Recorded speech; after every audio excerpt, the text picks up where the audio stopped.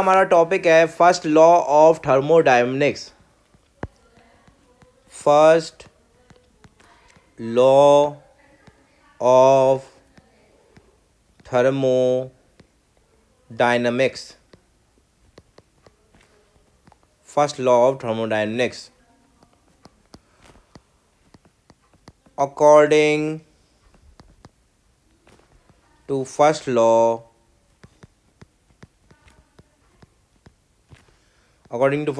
energy can neither be created nor destroyed.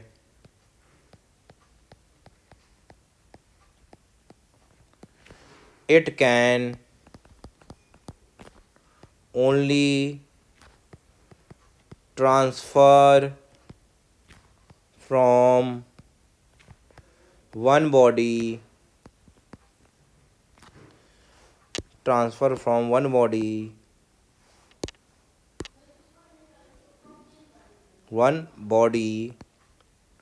to another body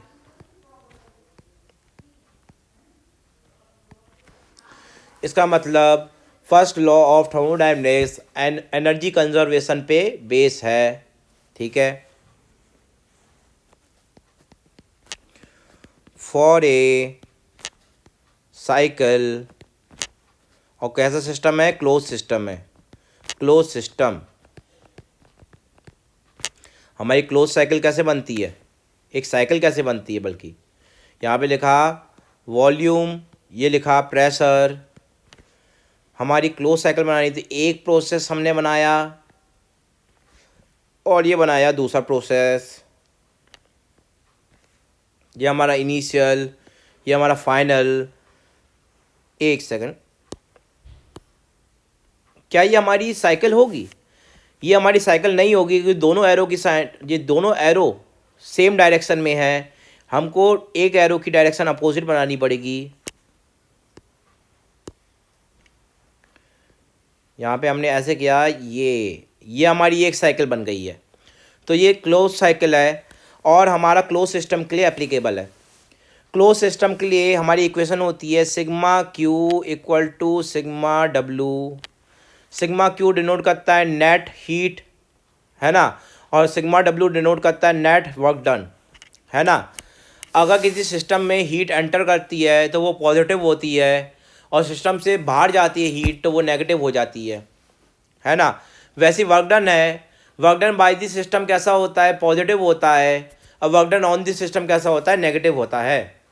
तो जितना भी net work done है, सारी वर्क की वैल्यू को ऐड करके बराबर रख देंगे। सारी जो हीट है ना, हीट इन और हीट आउट, सबको ऐड करके नेट हीट के बराबर रख देंगे। Net heat equal to net work done. तो ये हमारी इक्वेशन आ जाएगी for a cycle, for a close system.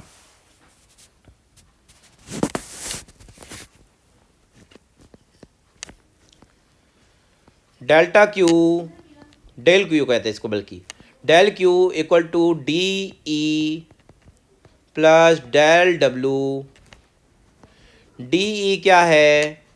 D है हमारा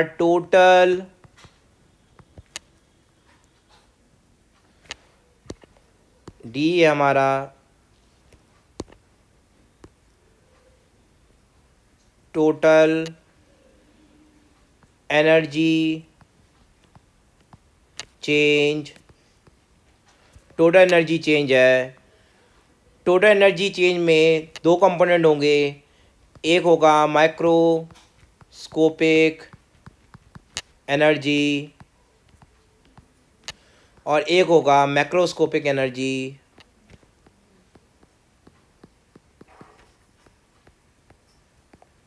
मैंने पहले बताया था, जो माइक्रोस्कोपिक एनर्जी है वो हमारा इंटरनल एनर्जी है। इंटरनल एनर्जी, और जो हमारा मैक्रोस्कोपिक एनर्जी है उसमें दो चीज़ होंगी, kinetic energy and potential energy. ठीक है। यहाँ पे ये जो इक्वेशन है, it is valid for a process as well as a cycle। Cycle और प्रोसेस दोनों के लिए एप्लीकेबल है, ठीक है, साइकिल और हमारी प्रोसेस के लिए।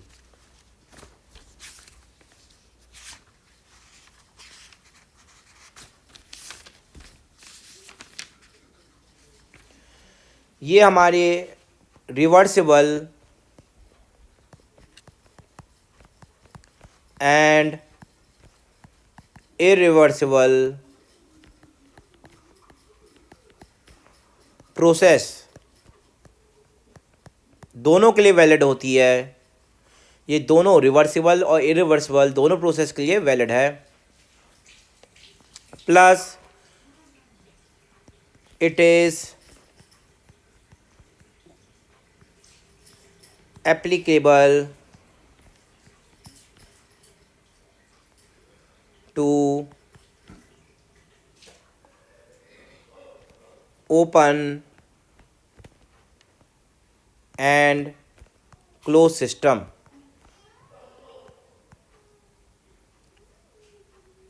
नहीं एक सेकेंड,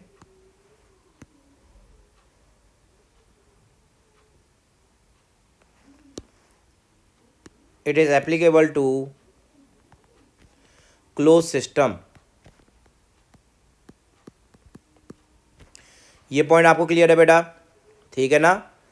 अब देखो इसके आगे फॉर्मूला और यहाँ पे लिखा कंडीशन।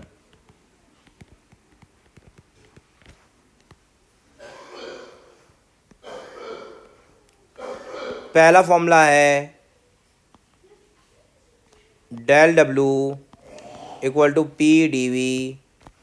इसकी कंडीशन होती है for close system, for close system, for close system, है ना। और होता है reversible process, reversible plus quasi static process. मतलब हमारी प्रोसेस कैसी होनी चाहिए, क्वाजी स्टैटिक प्रोसेस होनी चाहिए और वो रिवर्सिबल भी होनी चाहिए। तब ये फॉर्मूला एप्लीकेबल है किसके लिए, क्लोज सिस्टम के लिए। Del Q equal to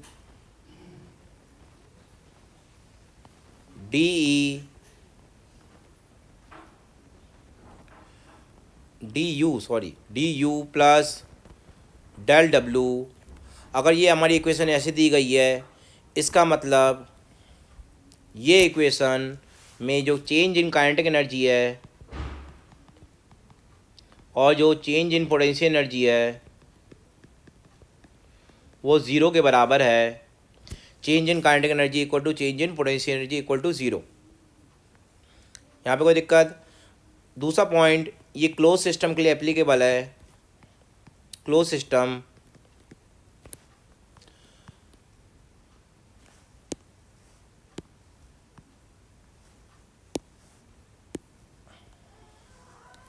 third point, del Q equal to D U plus P D V, del kinetic energy equal to del potential energy equal to zero. और ये जो equation है वो क्लोज सिस्टम के लिए applicable है। और कैसी प्रोसेस होनी चाहिए, क्वाजी स्टैटिक प्रोसेस। और वो प्रोसेस कैसे होनी चाहिए, रिवर्सिबल होनी चाहिए, रिवर्सिबल प्रोसेस।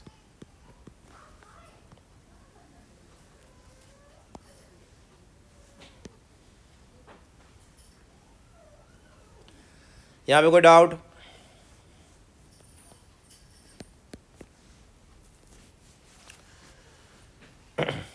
यहाँ तक चीज़ें क्लियर है कि नहीं?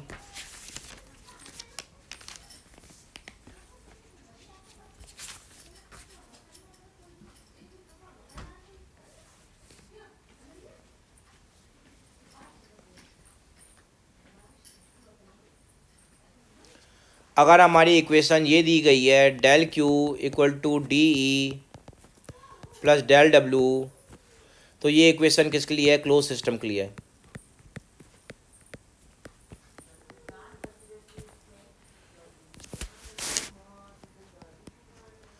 अगला टॉपिक है heat transfer for closed system. Heat transfer for close system, पहला है हमारा आइसोकोरिक प्रोसेस। आइसोकोरिक प्रोसेस के लिए del W equal to zero होगा, क्योंकि work done for close system for isochoric system process कितना होता है? ज़ीरो होता है। और डेल क्यू बराबर किसके होगा? डी यू के बराबर होगा।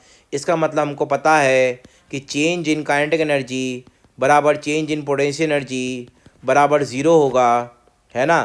तो इसमें केवल इंटरनल एनर्जी के बराबर हो जाएगा डी। ठीक है, तो यहाँ पे डेल क्यू की वैल्यू डी यू के बराबर हो जाएगी। डी यू के लिख सकते हैं U two minus U one, change in internal energy. ठीक है, सेकंड देखो, आइसोबारिक प्रोसेस। आइसोबारिक प्रोसेस में, और इसमें हर प्रोसेस में ये कंडीशन हम वैलिड मांग रहे हैं कि change in kinetic energy equal to change in potential energy equal to zero. तो मैं बार बार नहीं लिखूंगा इस चीज़ को बेटा। ठीक है, डेल क्यू बराबर होगा D U plus P D V. ये हमारी इक्वेशन होती है। ये किसके लिए होती है? क्वाजी स्टैटिक प्रोसेस के लिए होती है। और ये कैसा होगा? रिवर्सिबल होगा, रिवर्सिबल। ठीक है, तो यहाँ पे जो डेल क्यू है वो बराबर होगा change in internal energy plus P delta V, क्योंकि हमको पता है आइसोबारिक के लिए वर्क डन की value P into delta V के बराबर होती है। डेल्टा यू हमारा बराबर होगा M C V delta T के, प्लस हमारा ये यहाँ पे P इंटू डेल्टा वी, इसे हम लिख सकते हैं एम आर डेल्टा टी के बराबर लिख सकते हैं। सी वी को लिख सकते हैं R delta T upon gamma minus one plus M R delta T. यहाँ पे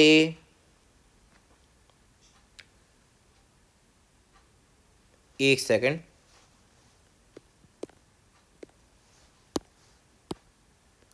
इसको यहाँ पे चेंज नहीं करेंगे, हम बिना चेंज करे इसको यूज़ करेंगे। यहाँ पे लिख देंगे M C V delta T, इसको एज इट इज़ रखते हैं। हमको पता है C P minus C V equal to R होता है। सी पी इक्वल टू हो जाएगा are plus C we.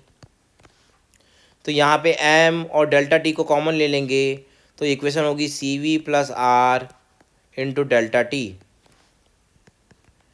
M C P delta T हमारी डेल्टा क्यू के बराबर होगा आइसोबारिक के लिए।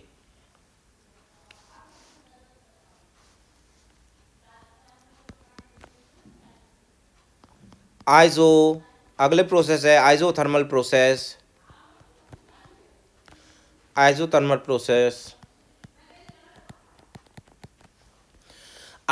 प्रोसेस के लिए हम इक्वेशन क्या लगाएंगे? Delta Q equal to D U plus del W iso को आइजोथर्मल प्रोसेस के लिए टेम्परेचर कांस्टेंट होता है, तो चेंज इन इंटरनल एनर्जी कितना हो जाएगा, ज़ीरो के बराबर हो जाएगा। डी यू की वैल्यू ज़ीरो होगी। डेल क्यू बराबर होगा डेल डब्ल्यू के। और आइजोथर्मल प्रोसेस के लिए वर्क डन की वैल्यू कितनी होती है, P1V1 ln V2/V1। ठीक है, ये डेल्टा क्यू के बराबर होता है। फोर्थ पॉइंट हमारा एडियाबैटिक प्रोसेस। एडियाबैटिक प्रोसेस के लिए डेल क्यू की वैल्यू ज़ीरो होगी, क्योंकि हमको पता है चेंज इन हीट की चेंज इन हीट मतलब हीट की वैल्यू, जो हीट सिस्टम के अंदर जा रही है या अंदर बाहर जा रही है, मतलब कोई भी हीट हमारी, कोई भी हीट इंटरेक्शन नहीं है सिस्टम के साथ, सिस्टम और सराउंडिंग के बीच में कोई हीट इंटरेक्शन नहीं है।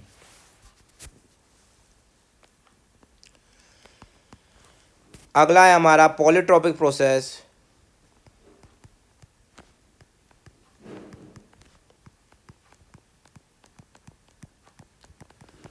पॉलीट्रॉपिक प्रोसेस में डेल क्यू इक्वल टू होगा डी यू प्लस हमारा डेल डब्लू, और हमको पता है डी यू, हमारा जो डी यू है वो हमारा बराबर होगा M C V delta T.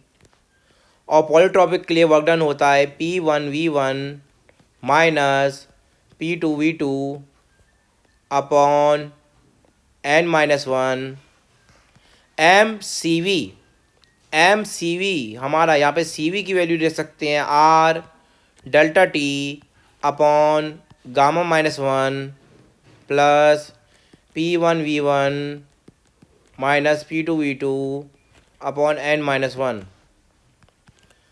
ठीक है, तो एम आर डेल्टा टी ये हमारा बराबर होगा P2V2 minus P1V1 upon gamma plus P1V1 minus P2V2 upon n-1।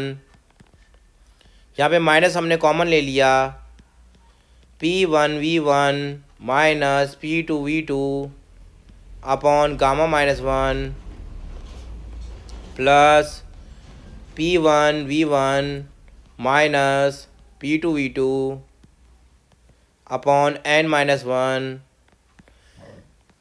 P1V1 minus P2V2 को कॉमन ले लिया, ब्रैकेट के अंदर क्या होगा, माइनस का 1 upon gamma plus 1 upon n-1।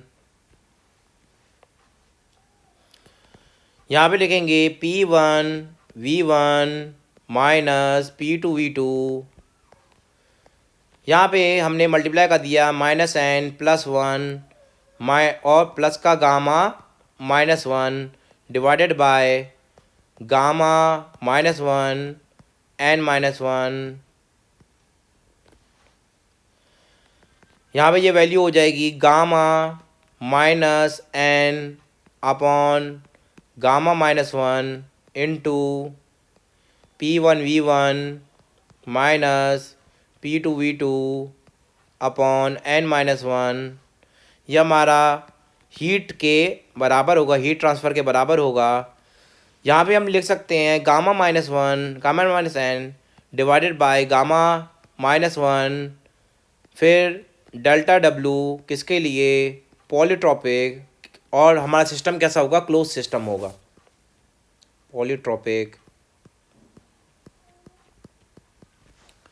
Polytropic और यहाँ पे डेल्टा क्यू। यहाँ पे कोई डाउट,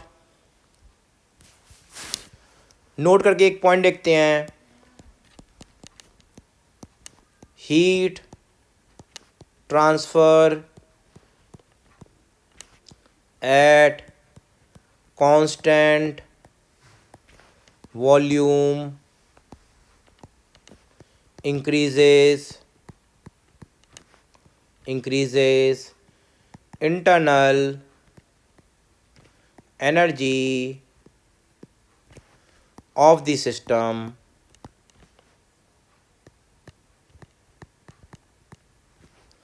दूसरा point heat transfer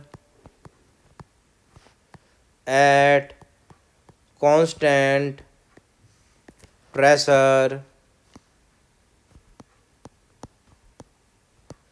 increases enthalpy of the system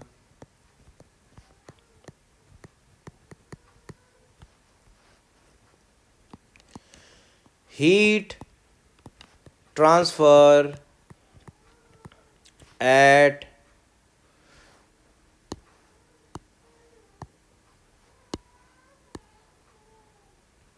heat transfer in polytropic process is not equal to zero. ये पॉइंट हमने देखा था। तो हमने 3 पॉइंट लिखे हैं। Heat transfer at constant volume increases internal energy of the system. ये point मैंने पहले भी एक्सप्लेन किया है। और सेम पॉइंट मैंने एक और एक्सप्लेन किया था कि heat transfer at constant pressure increases the enthalpy of the system. और heat transfer in polytropic process is not equal to zero, क्योंकि यहाँ पे देखिए, यहाँ पे हीट ट्रांसफ़र की वैल्यू ज़ीरो नहीं आ रही है। यहाँ पे कोई डाउट?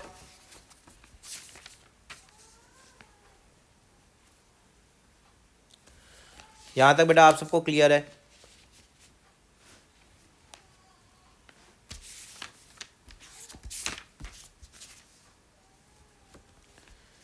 अगला टॉपिक है हमारा enthalpy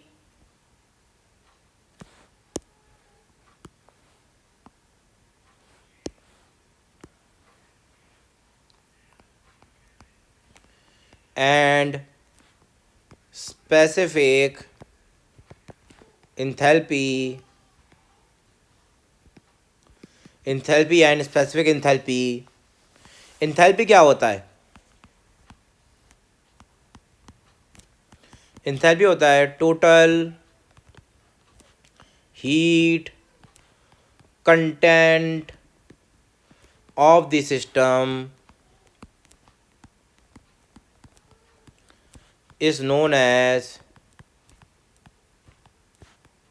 enthalpy। Total heat content of the system is known as enthalpy. जितना हीट कंटेंट होगा, है ना, पूरी सिस्टम का जितना हीट कंटेंट होगा, टोटल हीट कंटेंट, वो एंथैल्पी के बराबर होता है। एंथैल्पी H बराबर होता है U प्लस पी वी। यहाँ पे U क्या है? Internal energy.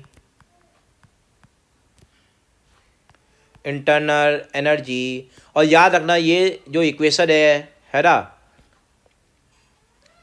इसमें जो U है वो इंटरनल एनर्जी को शो करता है, और PV किसको शो करता है? फ्लो वर्क को शो करता है, फ्लो वर्क।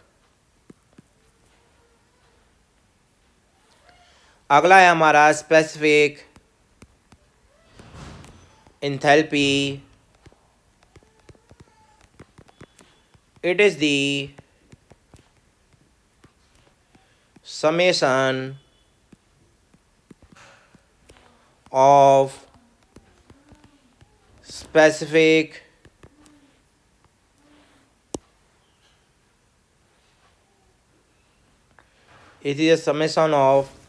specific internal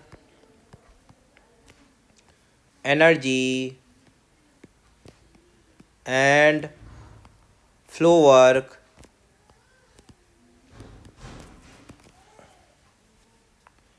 तो हमारा H/m U/m प्लस PV/m, हमने m से दोनों साइड पे डिवाइड कर दिया है, क्योंकि स्पेसिफिक प्रॉपर्टीज़ जो होती हैं उनको मास से डिवाइड किया जाता है। और H/m बराबर होगा स्मॉल h के, बराबर होगा U plus P into small v। तो ये हमारी इक्वेशन आएगी। यहाँ पे कोई डाउट? यहाँ तक बेटा आप सबको क्लियर है? SI unit of enthalpy is joule और न्यूटन मीटर। तो एंथैल्पी की ऐसा यूनिट क्या होती है? जूल या न्यूटन मीटर होती है। तो बेटा यहाँ तक हमको पढ़ाना था। इसी तरीके से पूरा मैकेनिकल इंजीनियरिंग पढ़ाया जाएगा। आपको जो इम्पोर्टेंट पॉइंट है जिन पे डायरेक्ट सवाल बनते हैं उनको स्पेशल इम्पोर्टेंस दी जाएगी। वो सारे पॉइंट्स आपके नोट्स में होंगे। और इसके साथ आपकी हिंदी प्लस आपका जीके उसकी भी क्लासेस मैकेनिकल इंजीनियरिंग की क्लासेस के बाद स्टार्ट हो जाएगी। तो आई होप बेटा आप सबको ये चीज़ समझ में आई होगी। थैंक यू वेरी मच बेटा।